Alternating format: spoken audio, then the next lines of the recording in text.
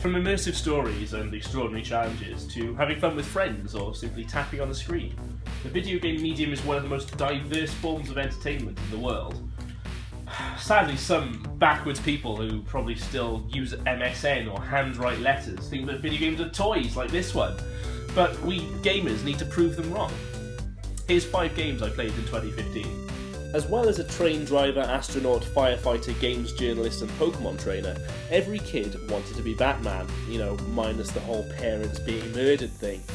Aside from actually creeping around in the dark like an idiot, the closest you can come to fulfilling that dream is playing developer Rocksteady's Batman Arkham Knight, the final entry in their trilogy about the Caped Crusader. The game presents perhaps one of the greatest Batman stories ever told, in which the Dark Knight takes a big lungful of villain Scarecrow's noxious fear toxin and begins to slowly lose his mind, all while a mysterious figure from his past is intent on fighting him to the death. With a whole host of ingenious gadgets and abilities to aid you on your quest, you really do feel like Batman, the world's greatest detective, as you soar across the Gotham skyline, taking down legendary villains like Two-Face and the Penguin.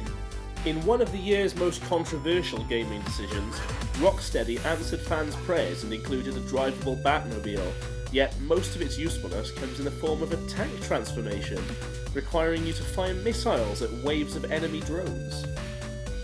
I enjoyed these sections to an extent, but they just didn't feel very Batman, what with this whole no-guns thing. It's but a tiny blemish on an otherwise perfect game, the best superhero game ever made, with the most exciting combat system in gaming, and a mature cinematic story to boot. Just like the film industry's Kubrick and Hitchcock, gaming has its own visionaries: Hideo Kojima, Shinji Mikami, and Edmund McMillen, to name but a few. But the creator whose work has really resonated with me the most would be From Software director Hidetaka Miyazaki, whose experience reading Western fantasy while growing up inspired him to create the infamous Souls series, games which combine brutal difficulty with rich yet fragmented storytelling. Miyazaki's latest title, the PS4 exclusive Bloodborne, has you exploring a cursed Victorian-esque city plagued with a terrible curse as you take your axe to the faces of werewolves and Lovecraftian horrors alike. In typical Miyazaki fashion, the game's location Yharnam is full of secrets and tales you must uncover yourself by searching in every nook and cranny, and from picking up hints from the game's numerous cryptic item descriptions.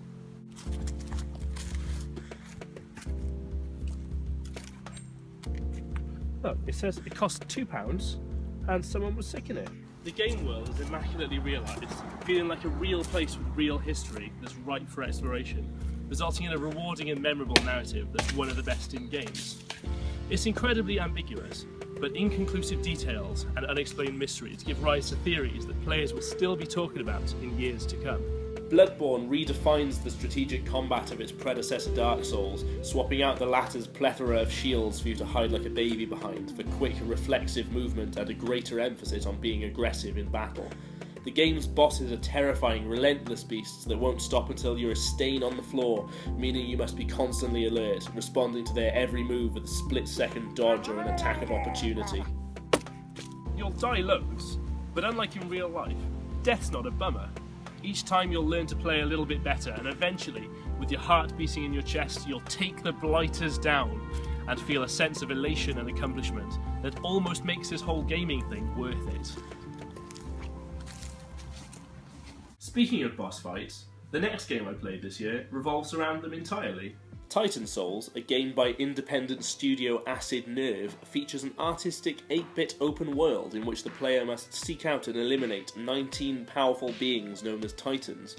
While there's unfortunately not much to do in its pretty but empty world, the focus here is on the bosses, all of whom can be killed in a single hit. If that sounds easy, it really isn't. The thing is, you also go down in one hit, and most of these bosses can end you within seconds if you don't know what you're doing. Armed with a bow and a single arrow like a slightly disappointing Legolas, you have to study each boss carefully and locate their weak spot to deliver that one deadly shot, all while desperately avoiding the pain they're intent on throwing your way. The potential annoyance of swift and many deaths is alleviated by quick restarts, encouraging you to persist, formulate battle plans and defeat the lad who's been mugging you off for the past half hour.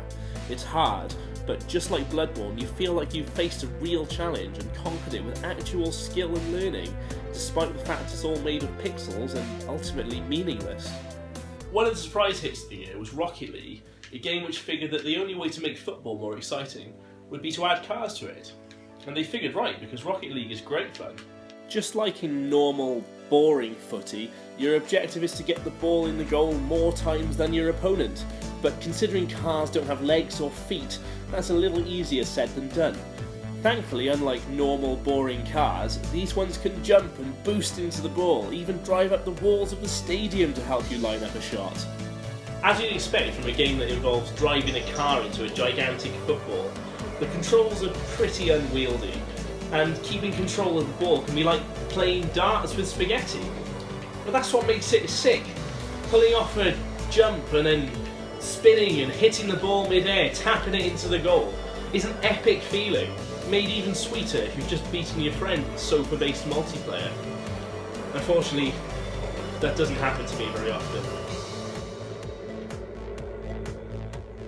What? Whereas Rocket League is a game of skill, insane tricks, and incredible multiplayer moments, the last game I'm going to talk about today is none of those things.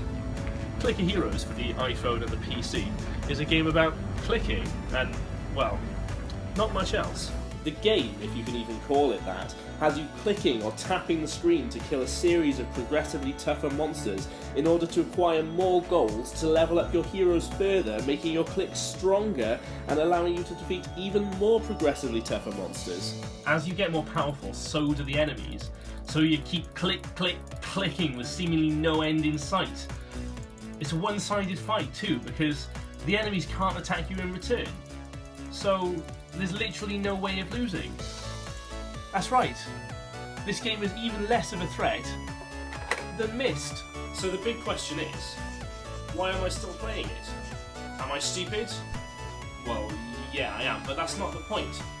See, I know it's ridiculous that I'm spending this time playing a game that I could be spending learning Mandarin or playing a real game like Gears of War.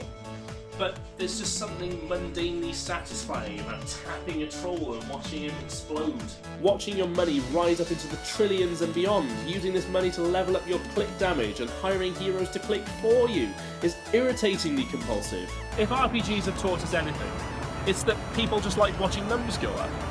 And Clicker Heroes is essentially people like watching numbers go up, the game. It might not have as much depth as Batman or Bloodborne, or be as unique an experience as Titan Souls or Rocket League, but at the end of the day, it's still an equally valid way to spend your time. And if you're enjoying yourself, who the hell cares?